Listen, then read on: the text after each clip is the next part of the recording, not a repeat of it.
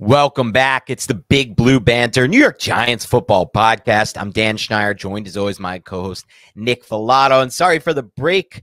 Did a little thing called vacation. I know, it's not as common on this podcast for us to take a week off, even in the dead of the off season for a team podcast. But it was vacation time for me, and I says, "F it, I want to go on a vacation." So I went to Vegas. Nick had a great time in Vegas. Some interesting stories. I think the most interesting story for me, went to Summer League, saw Victor Wembanyama from about 4 rows back. Pretty credible experience to see someone that he is massive. I mean, when you talk about what you think he's going to be in the NBA, like next LeBron, all these things, all I got to say about him is he is the longest player I've ever seen live on a basketball court or any field or anything.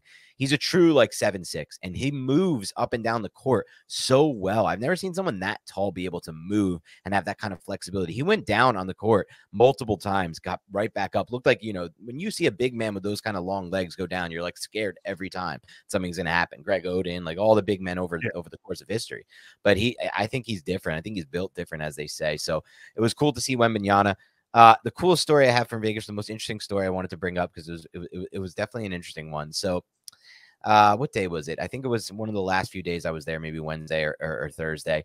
I headed out to In-N-Out because every time I go to Vegas, I get In-N-Out and I get Raising Cane's because I can't get those fast foods by me. And I'm not a huge fast food guy. I think Burger King, McDonald's, Wendy's, all that are crap. But the good ones, like those two, for example, I always try to get. So I head over to In-N-Out, and for anyone who's been to that Vegas In-N-Out in between the Link and I believe the Flamingo, you know that there's literally no seat in the house. So once you make your order, if you're trying to eat in and not dine out, you have to scramble to find a table. And so usually there's this counter space right by where the condiments are that I set up on because I just know I can eat there.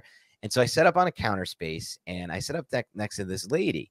And she sits there and she has all this stuff out, like a laptop, multiple bags, and there's no room to put my food down or anything. She's like, "You want me to move that?" I'm like, "No, it's okay. I'll figure it out."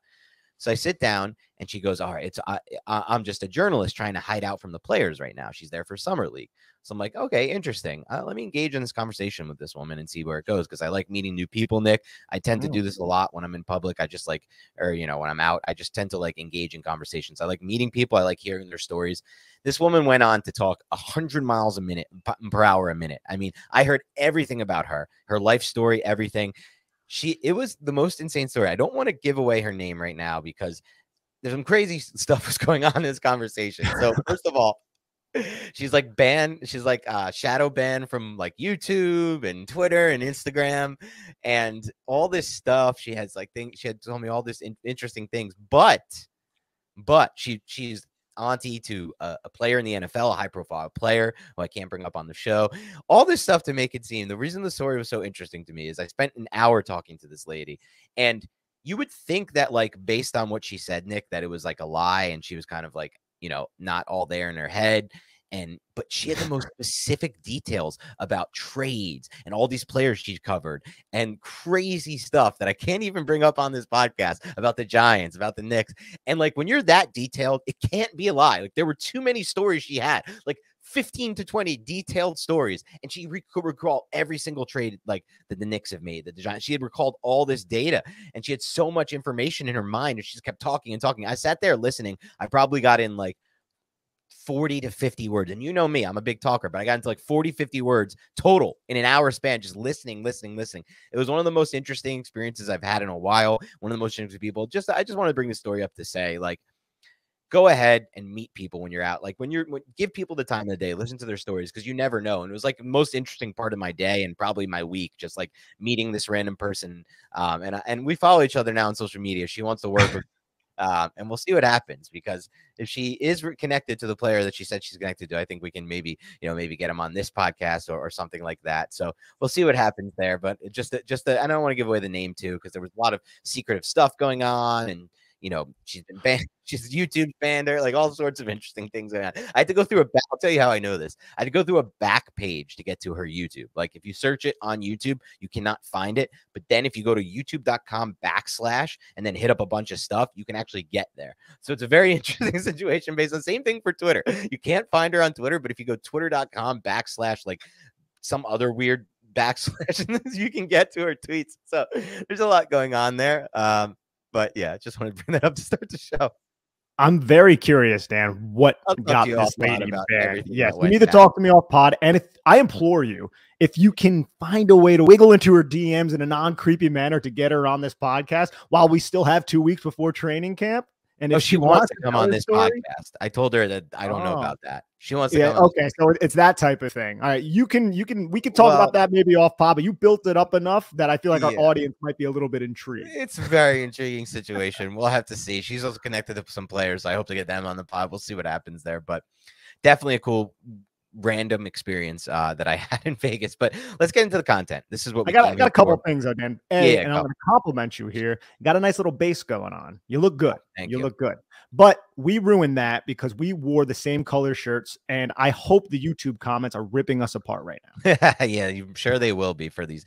Basically the exact same shirt that we're wearing. You have a logo on it, but same color. And yes, I do appreciate that base. I'm getting very, very close to being tanner than you, or darker than you. You say that almost every time you go to Vegas, and it's so inaccurate, but it's okay. The Greek side's coming out, baby. 25%. So yeah, 25%. Don't let it down. 23andMe, baby. So anyway, let's get to the content here.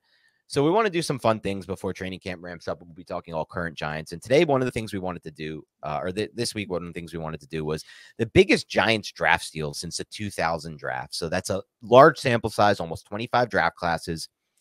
So before we get into this, I want to talk about the process we had for creating this and our takeaways from the research we did to create our top 10 list.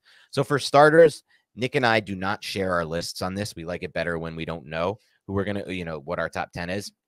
My process was I'm ranking these draft steals based on value. So round and pick matter a lot, and positional value. So if you're a running back or an inside linebacker, you're not going to be valued the same as a corner, an edge, a quarterback, things of that nature. So that's my process. I rank it based on the pick they were drafted, the value they provided for the Giants, and the positional value. All three things are coming.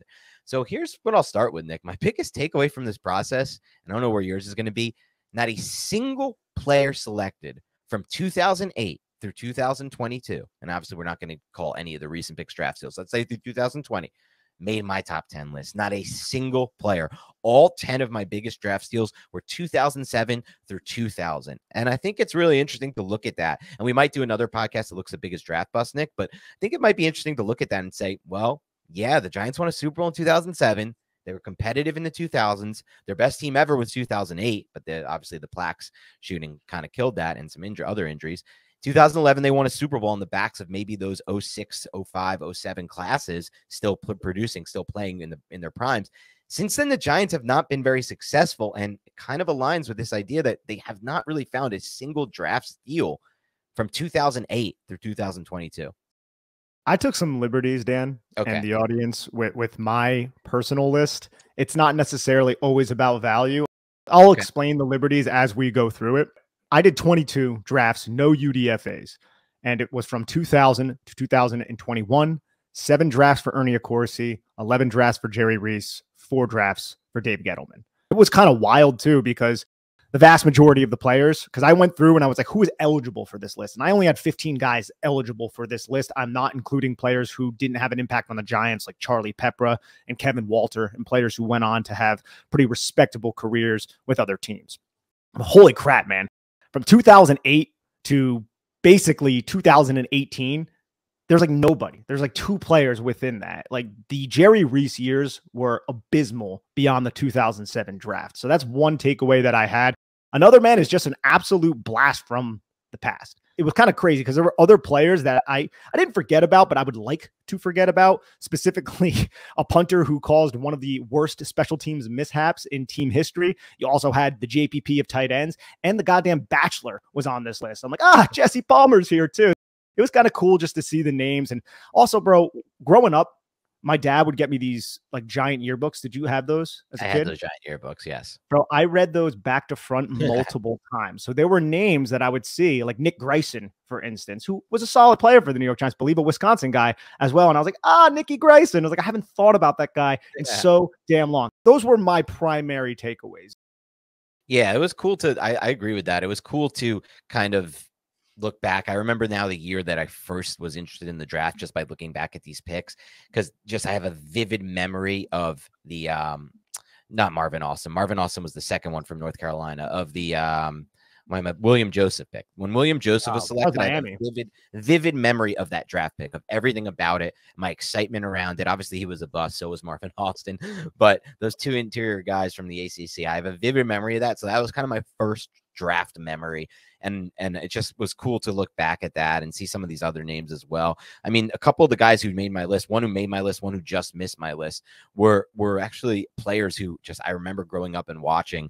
The earliest memories. I don't want to give away the names just now because we'll get into it, but just cool to go back through memory lane. And I think to the first point, Nick, it really is, if you're looking for any kind of evidence, and we've said this a lot on the show, that, you know, free agency can be a supplement to what you want to do, but in the end, nothing really matters but the draft. The draft is exactly and everything about how your franchise is going to do. This is the best example, right? The Giants had horrible drafts from 08 through 22. They've been a bad, horrible team. They had great drafts from 2000 through 2007. They were a great team in 2007, 08. They were even a good team in the 2000s before they made that real run to being the team they were from 07 to 11.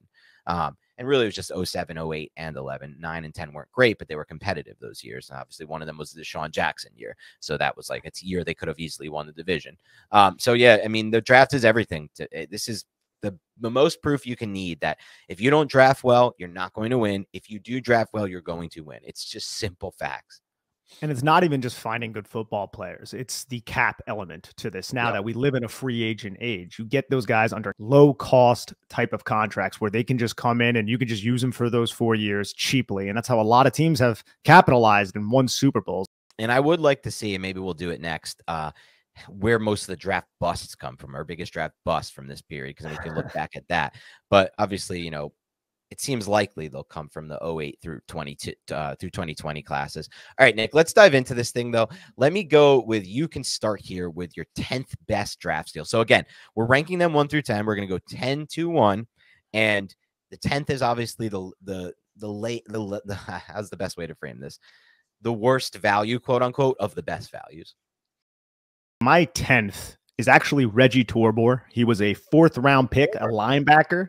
97th overall out of the University of Auburn, played 4 years with the New York Giants starting from 2004, and his last season with the Giants is 2007. And look, I understand he was more of a sub-package linebacker. This was back in the day when every linebacker was like 250 plus pounds. I believe he only started 18 games for the Giants throughout his career. I remember Reggie Torbor being out there on 3rd down, especially when Steve Spagnuolo was his defensive coordinator, and how he used players like Reggie Torbor on the blitz. He was a very physical type of player, somebody who could handle a lot of the responsibilities that was bestowed onto him. And remember, a lot of these linebackers that he played with at that time, starting in 2004, I think he played a little bit with Brandon Short and Dhani Jones, also 2 really quality linebackers who were drafted in 2000, both day 3 picks. Maybe we'll hear about them a little bit later, maybe not.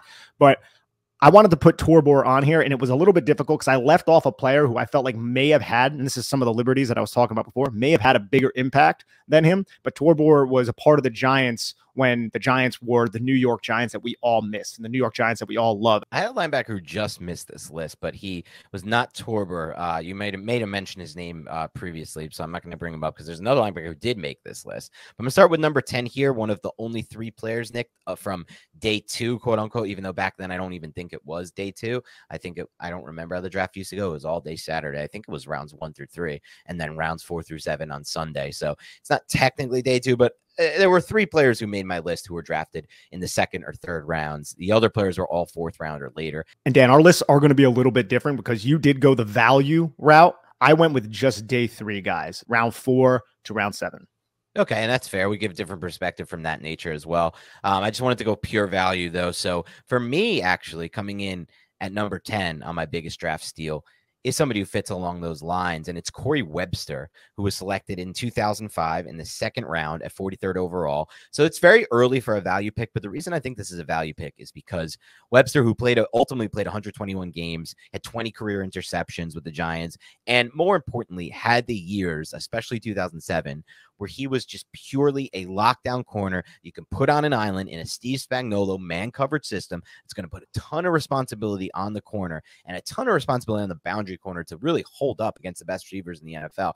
And he did that. And I just rarely see throughout NFL history since covering this league, guys who are taken at 43rd overall at cornerback be able to do what I just said. Play on an island, on the boundary, in a man coverage blitz heavy system. And the fact that Corey Webster was able to do that for a decent stretch of his career, probably a good stretch of his career when you look at just relative to the rest of the corners in the NFL and how few can even do that for 1 year, let alone, how about 4-game stretch, let alone 1 year. I put him in there because I just don't see the Giants or many teams finding that kind of value at corner at 43 overall. And that goes to show how hard it is to draft cornerbacks, how hard it is to develop cornerbacks, where you can find cornerbacks in the NFL. There are just very few shutdown cornerbacks, even throughout the Giants' history, that have come in before and after Corey Webster, more specifically after Corey Webster. There were definitely some earlier than Webster. So Webster made my list at number 10. Not the best value of this list, but definitely a value, in my opinion, at 43rd.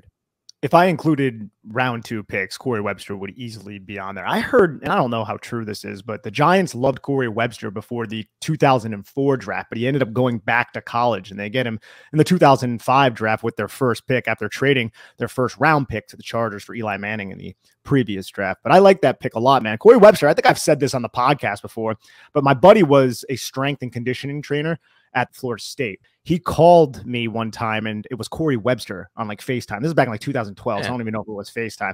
And Corey Webster was just flashing his ring at me. And I was like, yo, that's so cool. You know, he ended up following me on social media. I didn't even have Twitter back then. So it was whatever social media. And then once I got Twitter, Corey Webster ended up following me again. And he was the only like person, athlete, and somebody who was affiliated with the Giants who followed me, but eventually ended up not following me when I had like 300 followers. And I was like, now I actually have followers. And I'm just like, it's done now. He won't remember me. But Corey Webster has a place in my heart. He's another one, man, where he started his career, Dan, and it was rough. I remember a lot of people were down on Corey Webster. And I think it was that Bills game in 2007. If I'm not mistaken, he might have had an interception in that game. That's when a lot of things started turning around, right? And Ahmad Bradshaw had the long run. That was one of his first impact games as well. Who came in at number 9 for you, Nick? Number 9 for me, again, remember, I'm only doing day 3 picks, round 4 to 7. So it's Julian Love. Julian Love, and I get it. I'm a fan of Julian Love. He was the glue to the Giants defense last year, played the most snaps for the Giants under multiple defensive coordinators. This was a player who handled every responsibility he was asked to. He was drafted as a cornerback out of Notre Dame, ended up transitioning more to safety, and then he just starts playing the slot, the nickel, apex, all that. And then now during the Browns game, I think James Bradbury was it, he ended up getting injured. They were like, all right, Julian Love, you're going to go out there and you're going to play. And he actually held up well playing cornerback outside. And I think he finished the 2020 season playing outside cornerback. And then he could play the post. He can play deep half. He can do whatever you really need him to do, operate in the box. The Giants selected Julian Love with the 108th pick in the 2019 draft, 4th round. No longer a New York Giant. He had an impact. I wish the team was better. Ended up being a captain his last year here. I think getting him in the 4th round was a good steal for Dave Gettleman, which he had a couple guys who qualify for the list. There's another guy who's going to be on here as well, but Julian Love is up there with one of the best. Yeah, that's a good pick as well. I know you're a big Love guy, and so glad to get him in round 4. For me, it was another round 4 guy coming in at number 9 on my list from the 2006 draft, Barry Cofield at 124th overall in round 4, the back end of round 4.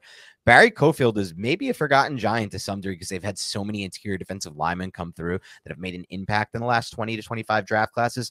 But his career was really strong with the Giants, and overall, he played in 138 NFL games.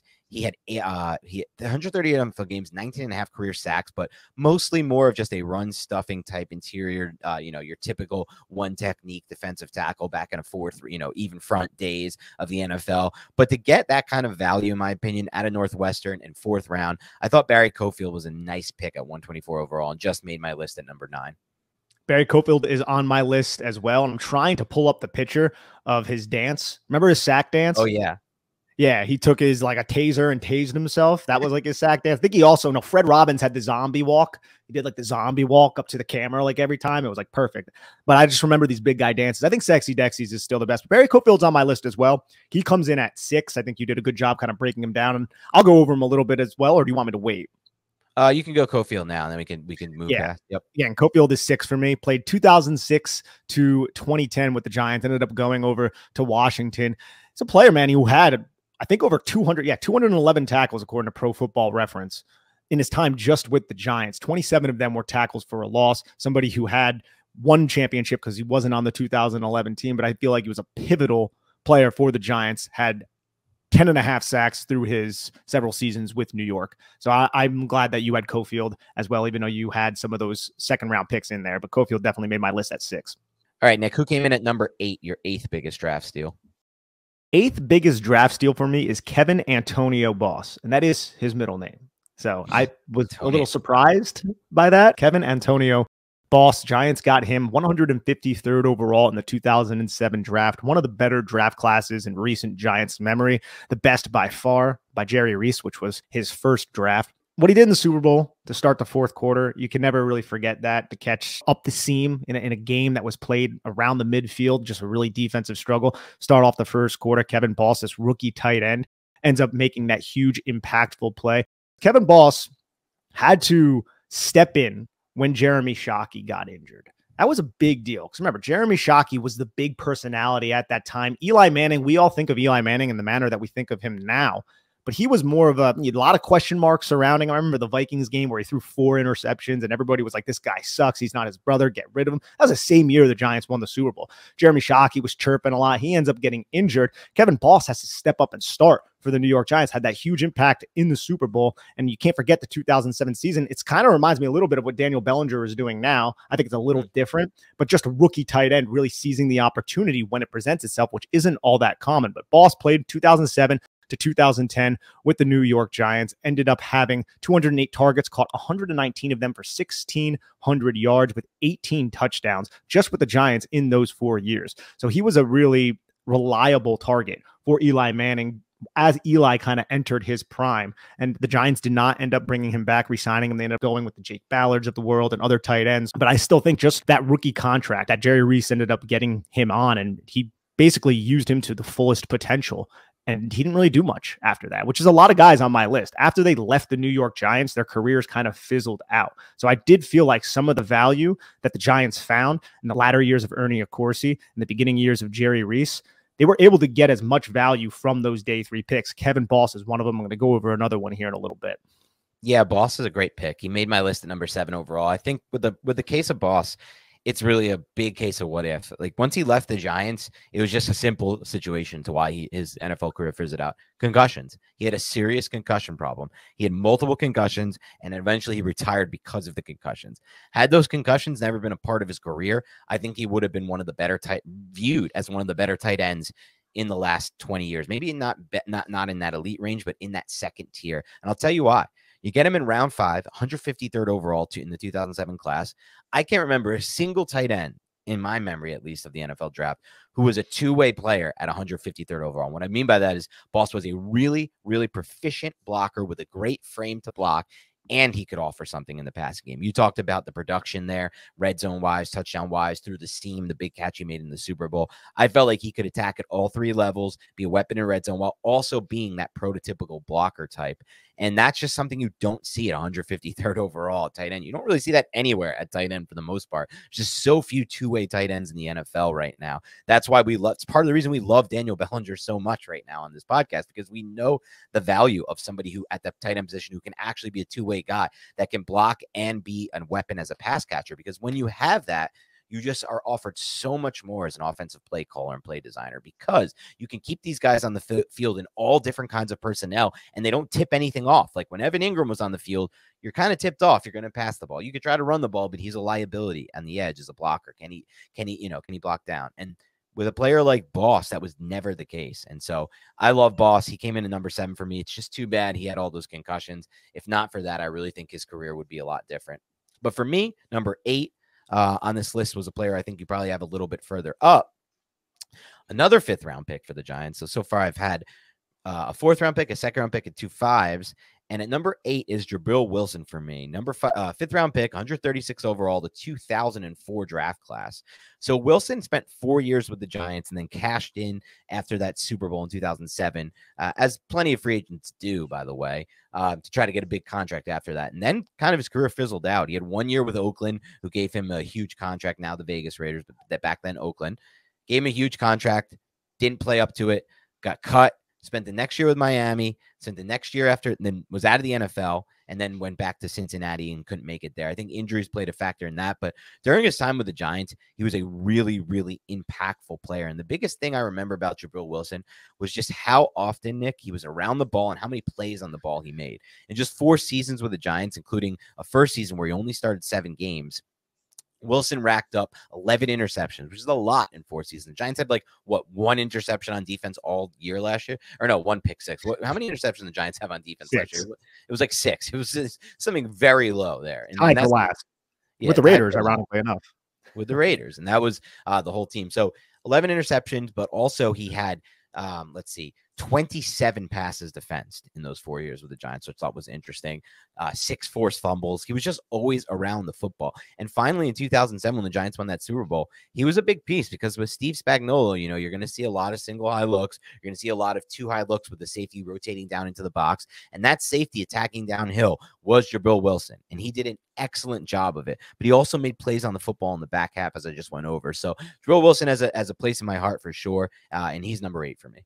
He's number 5, okay. Jabril Wilson. And similar to Corey Webster, I love Jabril Wilson. I loved him when I was in high school, and my father bought me a red Jabril Wilson jersey because I love the red jerseys. He ended up getting traded or ended up leaving, I mean. And it's just one of those, every time I got a jersey when I was a kid in high school, the player that I got ended up leaving. Like the next season. It happened to Jeremy Shockey. I think it ended up happening to Plexico Burress. I was a little bit, later on. I was out of high school at that point. But Jabril Wilson's 5 for me. 365 total tackles with the Giants. And I feel like you did a really good job breaking that down because Steve Spagnuolo does so many interesting and creative things with his safeties. You need a safety with the right frame. You need a safety with a lot of range who can play single high looks. And that's what Jabril Wilson did. But you need him to come down into the alley and make those tackles. That's one of the reasons why I love him so much was because he was really physical coming down. He was like a bat out of hell, and he can make a lot of those tackles. I don't know what his missed tackle rate was, but I can't imagine it was all that high because he was so damn reliable.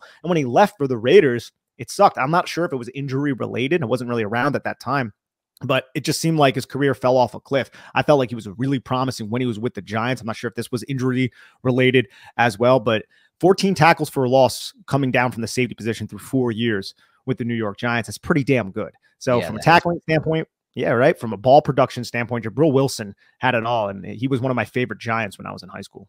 Such a good value pick there in round 5. I mean, you get him in Boston in a span of 3 draft classes in the 5th round. That's tough to find any draft, like 20 years to find talent like that. So just great job scouting back then. And, credit to Dave Gettleman. He was a big part of that scouting department at the time. True. I still feel like he was back then. The game was so different, by the way, in 2004 and 2007, or 04 when they drafted Wilson in 7 with Boss. Like so much was different. You still had you go back to the 2000 draft. The guy who didn't make my list but could have, and he just missed it, was Brandon Short, who you mentioned earlier, round 4 pick, 105th overall in 2000. Like that was the type of linebackers that were in the NFL. Those short, stocky box linebackers, and like that, you could draft so different. And I know Gettleman had a couple hits during his GM time, but I felt like most of what he was doing was still a bit outdated from a general manager standpoint. Or when he tried to go, against the grain, and he would draft a player like Kadarius Toney or DeAndre Baker, he would really, trying to, put forward talent or skill positions, he would kind of go off the rails there and fall off there too. I still feel like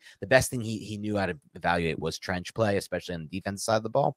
And on the offense side of the ball, Andrew Thomas is definitely a hit for him. But the game was so different. It's so interesting to look back. That was 8 and 7 for me, Jabril Wilson and Kevin Boss. Where are you at next in your ranking? I'm at 7, and this is another Dave Gettleman selection, and it's Darius Slayton. How many players, Dan, have the Giants drafted and never made it to a second contract? That's been a huge topic of conversation for the last decade from the New York Giants. Yep. Darius Slayton made it to a second contract, and I just love his story, as we've talked about all offseason. This is somebody who we thought was going to be cut in training camp, wouldn't make the 53-man roster. Luckily, he did. He had over 800 yards receiving just this past season, and he was the leading receiver. He was the only player who could really stretch a defense vertically. He had a huge role with the Giants. It kind of started in 2019. I don't want to say it fizzled, but we thought maybe he was going to be more of a consistent player. In 2019, he came out, he had 740 yards, 8 touchdowns, 48 catches as a 5th round pick. I guess he fell to the 5th round because Auburn had such a crappy passing attack while he was there. But this is somebody who had 97th percentile broad jump, 93rd percentile vertical jump, and he ran in the 4.3s. He has big hands. It's just those concentration drops. And I'm not sure if that plagued him at Auburn, but it certainly plagued him 2020 and in 2021 and a little bit in 2022 as well. And that's kind of been his biggest issue that he's had to overcome. But he comes in at 7 for me, despite all of those issues, because he didn't reach a second contract. I know the Giants have sucked recently, but he's still been one of the prime contributors on an offense that has been anemic. But I still think this is a hit in the 5th round. At what pick coming out of Auburn? It was pick 183, and he's still only 26 years old as well.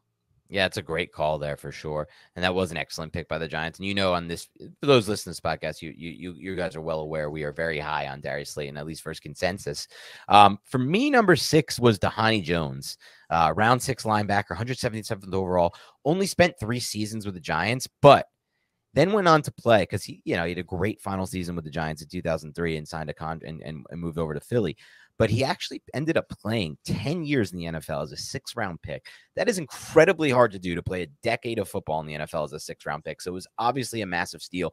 His last 2 seasons with the Giants, so his first year in 2001, he didn't start any games, but he started 30 games in his last 2 seasons with the Giants in 2002 and 2003. He had 202 tackles in 30 games. He had 18 tackles for loss in 30 games. I mean, he was all over the place. He was almost like a modern day linebacker type playing in the 2000s. And I just remember an early memory for me with Dhani Jones was just that, that Bob Shepard, Dhani Jones with the tackle. There was just so many tackles that 2003 and 2002 season, 200 plus, triple digits on an average there. So much. You just kept hearing Dhani Jones with the tackle. And that's just like an early memory for me again, Nick. But yeah, so Dhani Jones made my list here as a player. I wish the Giants could have gotten more years out of, but he was a 6th on my list here. That's the only reason he's not on my list. And it pained me. It did, because I was young when the Giants got Dhani Jones, and he was one of the first defensive players that I was like, man, I love this guy. He's flying around. But then for 4 years, I had to watch him in an Eagles jersey. And that was when the Giants started getting competitive. And I would just see this guy flying around against the Giants. And then he even had a career with Cincinnati after that. So for those reasons, the fact that he was only a starter for 2 years with the Giants and only with the team for 3, he didn't make my list. But I still think it was a huge value that the Giants got really late in the draft. And he's definitely superseded the expectations that he had, being, what was it, a 7th-round pick, I think it was? 6th-round pick. 177 overall.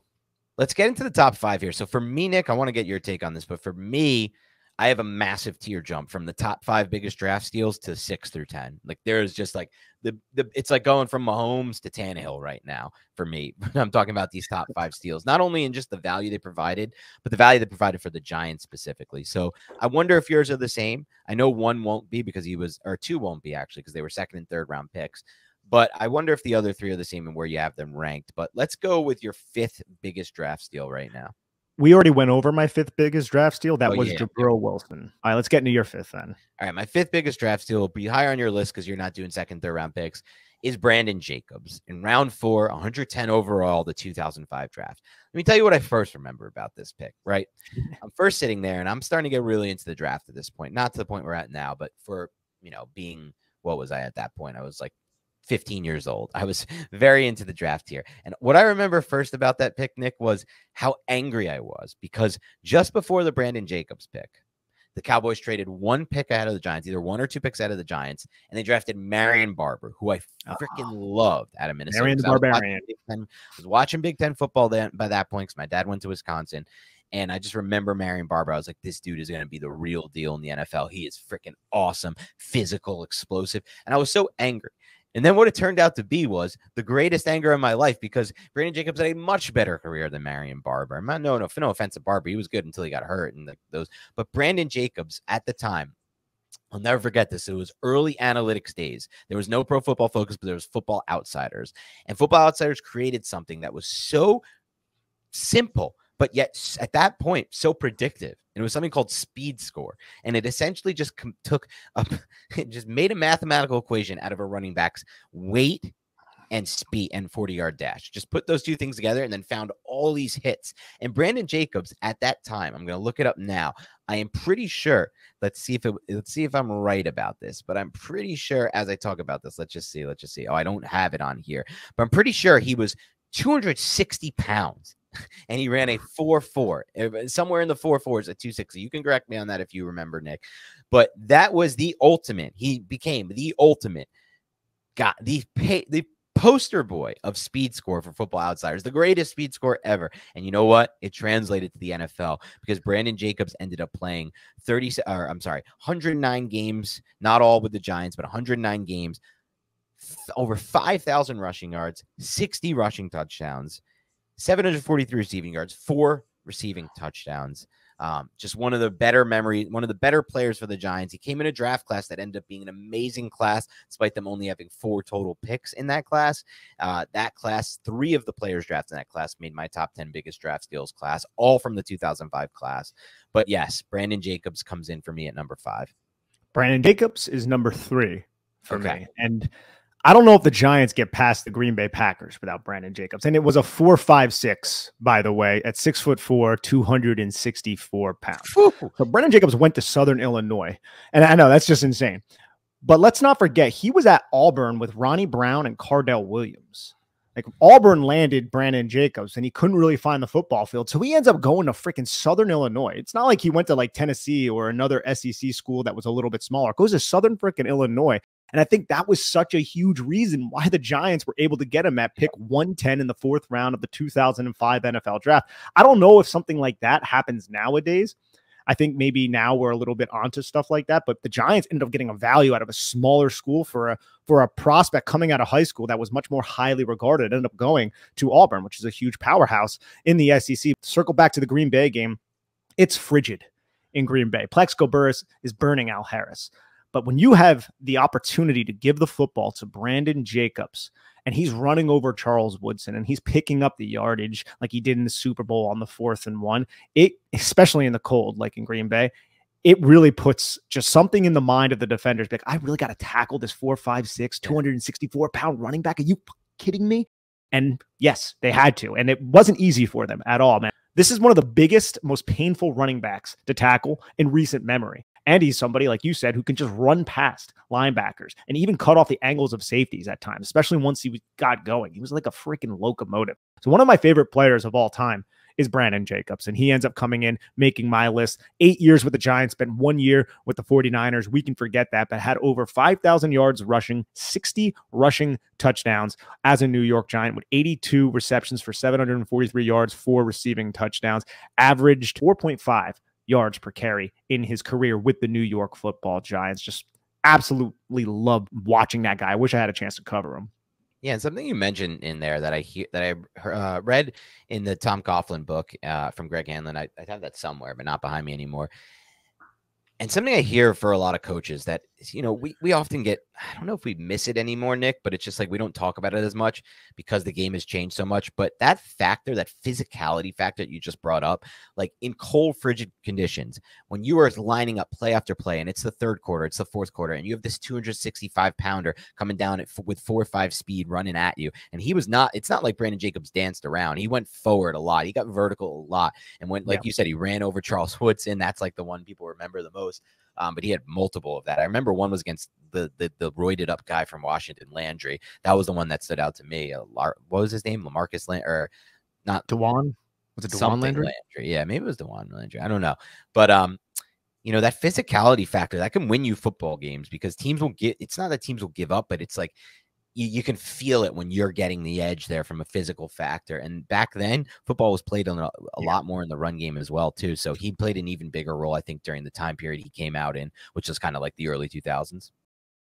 Loved Brandon Jacobs. And I actually have another running back coming up here in a little bit. But yes, it's Ahmad Bradshaw, who ends up being my 4th on the list. So he comes in right behind. And again, I know he was a 7th round pick and everything like that. And I think that's an awesome story in and of itself. But I still think Brandon Jacobs might have had just a little bit more to his career. He was more productive, had more yards and things of that nature than Ahmad Bradshaw. So I kind of didn't really factor in the fact that one's a 4th round pick, one's a 7th round pick. But regardless of that fact, Ahmad Bradshaw with the New York Giants, 6 years, just over 4,200 yards, 32 touchdowns, had 132 catches for over 1,000 yards with 3 receiving touchdowns. And we saw it early in 2007. I mean, this guy spent 2007 to 2012 with the Giants, 2-time Super Bowl champ, right? In 2007, I think I brought it up a little bit earlier. It was that Bills game where he had that long run in the snow where we're like, oh, crap, this guy can play as well. And then he also was just a factor as the playoffs kind of went on. But as the seasons progressed, like 2008, 2009, this is somebody who always, he didn't start these games, but he always had a significant role. He was a factor in the game plan as a receiver and even in pass protection sometimes. And this is a 7th round pick. Again, another player who was talented. I think he was a transfer into Marshall as well. I think he had some maybe trouble that he got into, ended up going to Marshall. The Giants ended up benefiting from it because he was a really damn good football player. And even after he left the Giants and spent those 3 seasons with the Colts, I still remember him having an impact with a young Andrew Luck. So Ahmad Bradshaw, to me, man, getting him in the 7th round, it's one of the biggest steals, but he comes in at 4. Yeah, he came in at number 2 for me, a little ahead of Brandon Jacobs. So just, I think, first of all, if I remember correctly, Nick, he stole some Xboxes and got caught stealing some Xboxes or an Xbox or something. This just shows how, like, for how long ago this was. In 2007, like, Xbox was a thing and people were like stealing Xbox. Virginia or Virginia Tech? Virginia was, I was going to say Virginia. Almost positive it was Virginia. It might have been Virginia Tech now that I think about it. It was one of those two. You know, people are listening to us right now like, you dumb idiot, you cover the Giants. How do you not know? I think it was, I'm pretty sure it was Virginia. But obviously that was a big reason and factor to why he fell in the draft. But to me, the reason he comes in at 2 ahead of like Jacobs at 5, for example, is the fact that they got him in 250th overall, straight up. I mean, you just don't see round 7 picks meaning anything for the most part. Almost every single round 7 pick busts, or quote unquote, I wouldn't call it a bust, doesn't make the roster, let alone make an impact. But Ahmad Bradshaw not only made the roster, he made an incredible impact. Bradshaw, for me, is one of my favorite Giants ever. We should do that at one point, rank our favorite Giants ever. From just I would love that. Yeah, just from like a love standpoint. Like, doesn't have to be the best Giants ever, but he would be easily in my elite tier 1 top 5. The way he played football, the way he ran, his style, his aggressiveness, the way he got vertical, like he was 250 pounds, but he wasn't. The low center of gravity, his toughness, the play he made. I mean, for God's sake, the play he made to save the first Super Bowl when the Giants fumbled the football, and he should have never had that football. Vince Wilfork fell on the football. They have a scrum, and somehow Ahmad Bradshaw comes out of the scrum with the football against Vince Wilfork. I still don't to this day know how that even happened or how it's even, quite frankly, possible. But it did. It did happen, and it saved the Super Bowl. Like, the Giants probably don't win that Super Bowl, in my opinion. That the score is going to be different. The momentum's going to be different. I think the Patriots would have the ball in the Giants' scoring position. Like, everything would have changed if he doesn't recover that football. Obviously, you can even go back a few games before that Buffalo game when he breaks off that 80-plus yard run to basically win that game, touchdown run. The season might be different if that doesn't happen. They might not make the playoffs if they don't win that game. They might not win that game if he doesn't have that 80-yard run. So Ahmad Bradshaw, for me, had more moments like that over Jacobs, which is why I put him there for sure. But also just finding any kind of player at 250 overall in the 7th round is just so hard to do. And I know the reason they got him was because of the off-field stuff, but you take that chance, it pays off. And funny thing is, he's an incredible character person. Like, it's like, yeah, he stole an Xbox at one point in his life. Whatever. That happened once. And like, I'm sure he was a young kid, 18 years old, you know, and he's made a mistake. It's so stupid, dude. So I pulled it up right here, and I'm sorry I cut you off, but it was Virginia, and he showed up at Charlottesville for practice, and he got caught underage drinking. And that's, I think, the primary reason he got kicked off, according to Wikipedia, which obviously never lies. And you want to know the coach who kicked him off was Al Groh, Mike Groh, the current Giants wide receiver coach's father. Wow. And was there anything about an Xbox, or did I misremember? It doesn't say that on Wikipedia, but I remember that as well. When I was, something to do with Xbox. Xbox was a big thing back then, right? Like, everyone wanted an Xbox. I'm not even sure if the 360 probably wasn't even out when this guy went to college. So yeah, that was number 2 for me, Bradshaw. He was 4 for you. 4 for me, since you already did your 4, was for me, it's Osi Umenyiora. So 56 overall.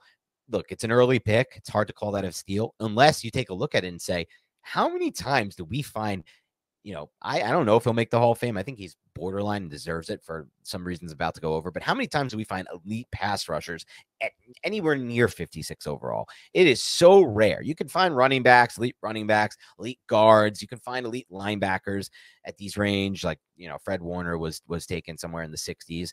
But to find an edge there, it is not easy to do. And the Giants did it with Osi Umenyiora. It was an interesting pick out of Troy.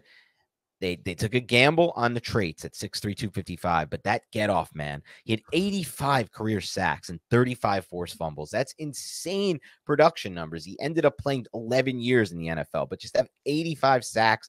And obviously the 6-sack game against the Eagles is the one that stands out the most to me, just because it was, in my opinion, the best effort and the most dominant performance I've ever seen by a Giants player, with the exception of maybe some of the OBJ games. It has to be the most dominant performance I've ever, and maybe Eli in San Francisco in 2011, because that was just insane. But one of the most dominant performances ever to have a 6-sack game. Just crazy, crazy, crazy stuff. Had 2 or 3 seasons with the Giants of double-digit sacks, had a torn meniscus and missed an entire season in 2008, and still came back and had 18.5 sacks over the next, let's take it even further. 28 sacks over the next 3 years with the Giants after that, including one of those was the Super Bowl 2011 season. 10 forced fumbles in a season once in 2010, which is absolutely insane to have. Like, I don't know if I've ever seen an edge have double-digit forced fumbles.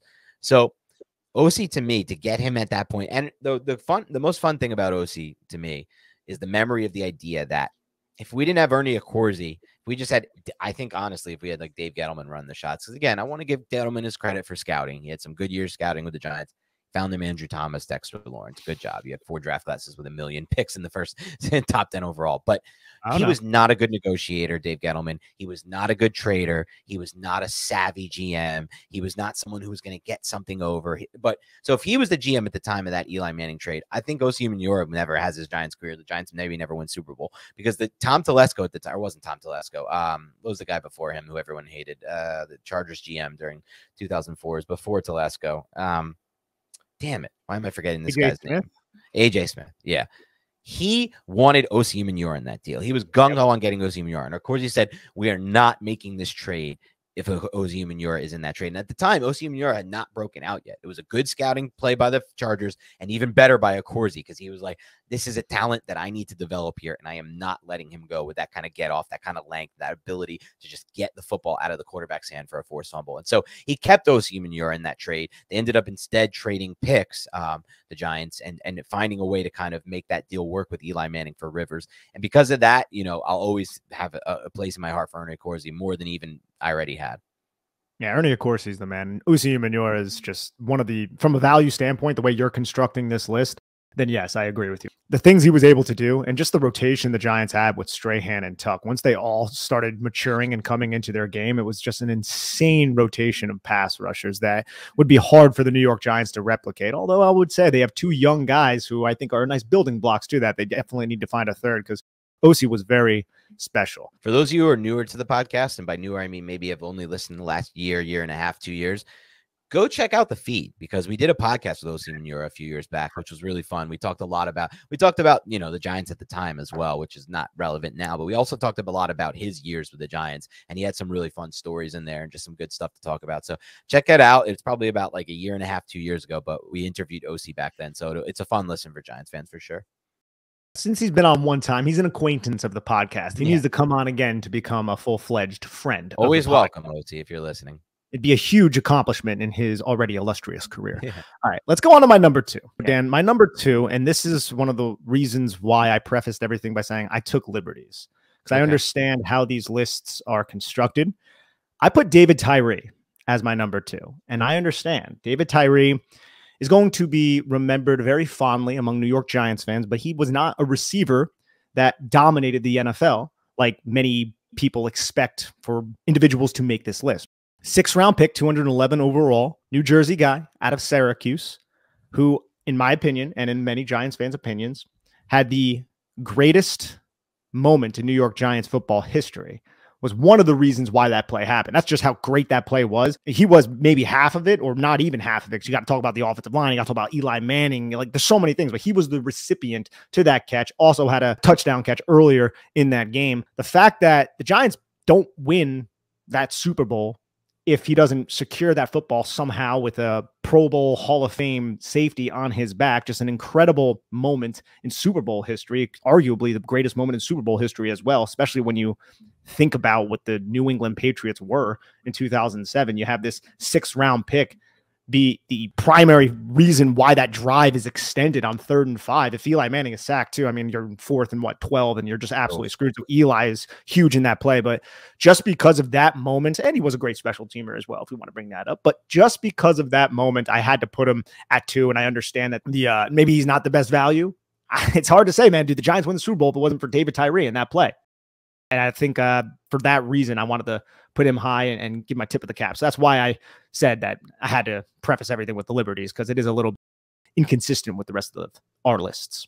Yeah, but it makes sense. And arguably, if not even arguably, he's the best special teams player I've ever seen in Giants history from following this team. So he offered that as obviously as well. But obviously the catch will be remembered for sure forever to David Tyree.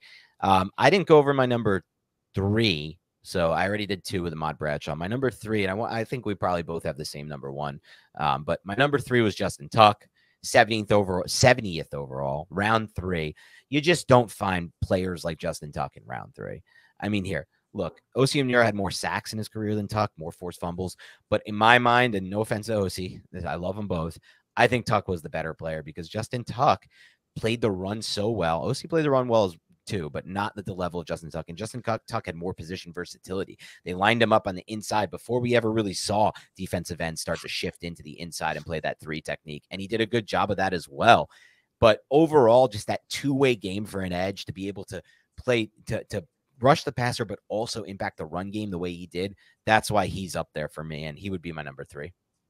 9 years with the New York Giants, 60.5 sacks, just an absolute beast. 18 forced fumbles. Justin Tuck was awesome, dude. And going into 2007, it was like he had a lot of injuries, and I think he only really operated on special teams. Like, this guy could be really good. I remember him at Notre Dame. He was a really solid football player, and then he just freaking hit his stride. I remember listening to sports radio.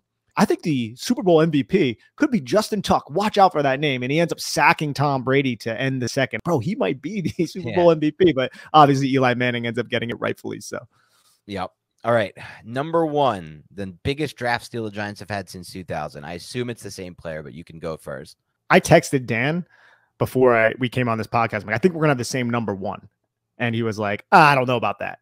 But I know how Dan thinks, and he's correct. It's David Diehl. David Diehl is the number 1 steal since 2000. This is a 5th-round pick, 160 overall back in 2003. Somebody who just was an absolute stalwart on the offensive line. You need him to play left guard, he can do it. You need him to play left tackle, he can do it. A 2-time Super Bowl champion with 160 starts out of 164 games active with the New York Giants from 2003 to 2013. Because he's an offensive lineman. He doesn't get as much adulation as some of the other players that maybe we have discussed. He doesn't have the stats to back it up because he's an offensive lineman. But holy crap, dude, to get this guy that late in the draft and him be that reliable on 2 Super Bowl teams, it's hard to find somebody that impactful for your team. And now he covers the Giants, and I love listening to him talk as well. So David Diehl to me is one of the best, man. Right tackle and right guard too. I forgot he started his career as a right tackle and right guard and ended it as a right tackle and a right guard. And in between, he was a left guard and left tackle. That type of versatility, you just don't see it that often anymore.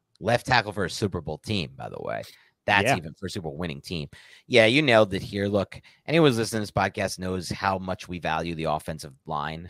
So I'm going to put this position over a running back, over an edge even for me, or on par with an edge, over a linebacker, over a safety, over a tight end, the other positions I've mentioned so far, over a defensive tackle. Because to me, it matters more in the NFL. And so when you have that kind of lengthy career, including a Super Bowl, starting on a Super Bowl winning team at 160th overall in round 5, it's insane to me. David Diehl did something you just don't see from offensive linemen very often at all, let alone in Giants history. Yes, there's been Sean O'Hara. He was not drafted by the Giants. Yes, there's been Chris Snee. Well, you took Chris Snee early in the draft. Like, that's when you get a Chris Snee type.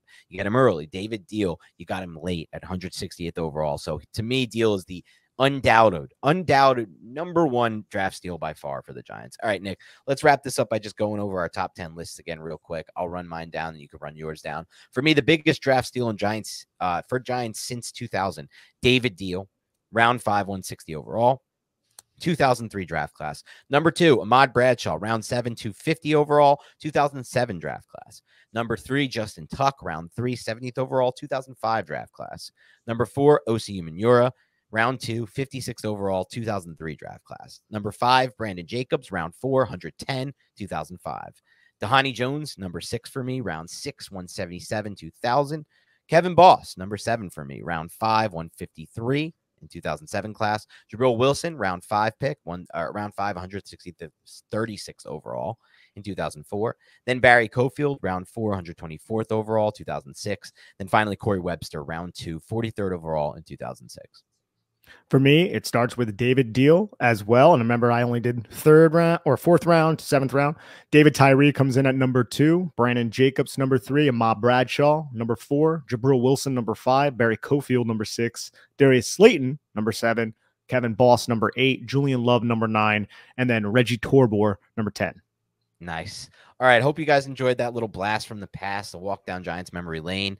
If you did, let us know. If you want to hear more content on this, let us know. We're probably going to do a best draft, a biggest bust since 2000, just for the fun of it, to go back over. And that'll be a sadder podcast to walk back and talk about the little players like Eric Flowers and Eli Apple. But until then, have a great rest of your week, and we'll talk to you soon.